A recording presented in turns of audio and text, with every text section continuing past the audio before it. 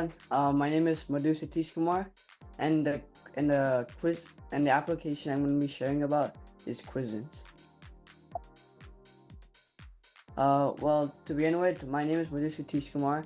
I'm currently a 10th grader at Wilcox High School, and right now I'm learning about React.js and also other coding languages as well. I'm very excited to present one of my applications using React.js called Quizzins. So basically, Quizzins is basically a quiz application that consists of 7 different categories, and okay, I think I can one quiz application for all ages, from a kid for being a kid and also an adult. It turns learning into a captivating experience with different quiz scores and as well as interactive screens so that you could check and as it checks for like correct and incorrect answers. And also is filled with a variety of categories from sports to academics. So it's not solely focused on one specific subject, but rather many. Well, what was the importance of creating Quizzins? Well, it helped me understand the behind the scenes of creating any application, such as having to test it through different devices. Like one of the issues, as I'll elaborate on further, is having to change like the styling or checking to see if one part of the application will work on an iPhone and how it would look like in an Android, for example. And also another thing was debugging errors. Like for example, whenever we face an error, we had to figure out a solution. Like for example, our scoring. Like how was that going to work? That was something we also learned about. Another great thing I learned from creating Quizzins was how much was getting to use my creativity and being able to publish it for the entire public to see. I was able to, some way I was using my creativity was that I gotta choose like what specifically I wanted to add. Like I was the one who decided to add who wanted the quiz application to start with, who set up these different questions and helped set up the scoring system the way I wanted it to be. So what were the problems with quiz applications that I helped solve with Quizzins?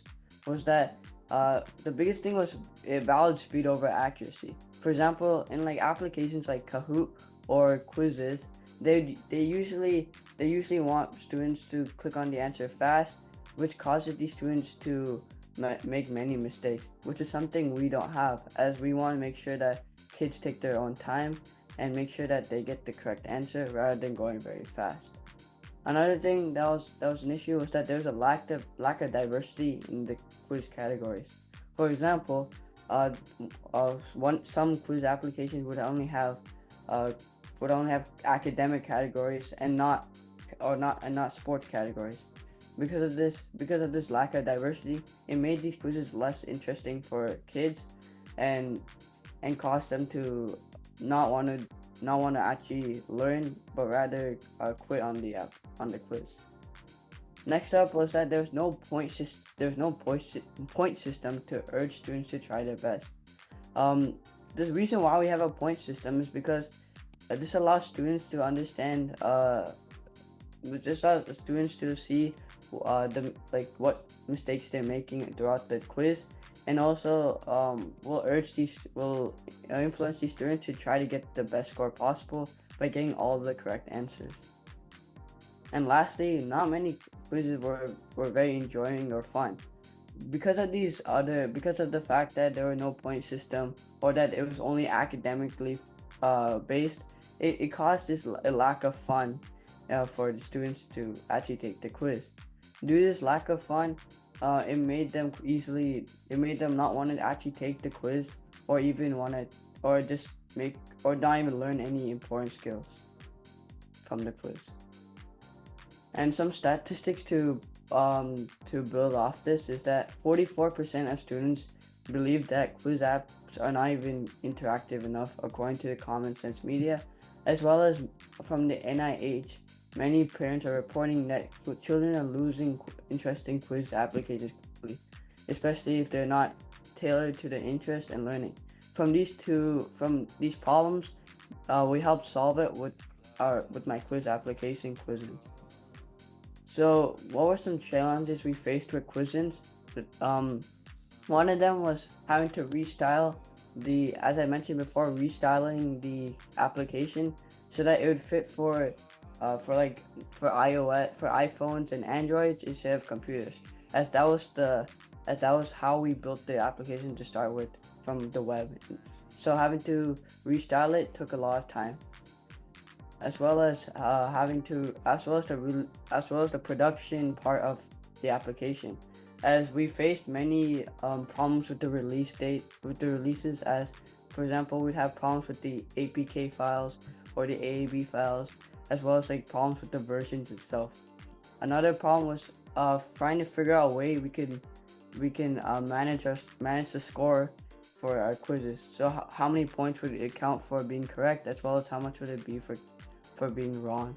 So figuring that out, as well as incorporating that program into our quiz, took us many days, as well as a month. So that's what some of the challenges we faced. But the solutions for one of our problems, which was the restyling, was using the different simulators in Expo Go. This allowed us to test how it would look like in an iPhone and Android, and from there change specific format to make it look very stylish for the phones. Another thing was having to change the size of our text, buttons, and images in order to fit the screen. Because we started from the web instead of the actual iPhone, it caused the images to be a lot bigger than it was supposed to be. So having to change like the size of the images, the size of the buttons, and as well as the size of like the text, that's the way we were able to figure that out. As well as having to apply the same styling for every screen. The problem because we had to start from one screen and one question, and then from there I had to copy paste it or change different aspects of that styling for each and every question, which definitely took a long time, but was able to fix the problem of the styling. The next problem that we found solutions for was the score management. Well, the first thing we had to do was figure out the point system for correct and wrong answers. And as you can see in this box, we figured out that we can make it so that for every question someone gets wrong, it becomes 5 points, and then for every wrong answer, it would be 0 points.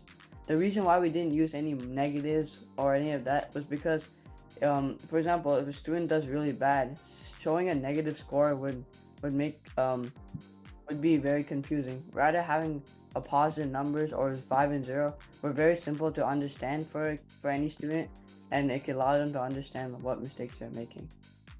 Another error we faced was like having to implementing the score management system into the application, as there were times where for some wrong answers it would be counted as right, where it would give us 5 points, and some correct answers would be counted as wrong. Because of these errors, we had to fix our algorithm in order for it to work. And this system we used was something known as useRoute.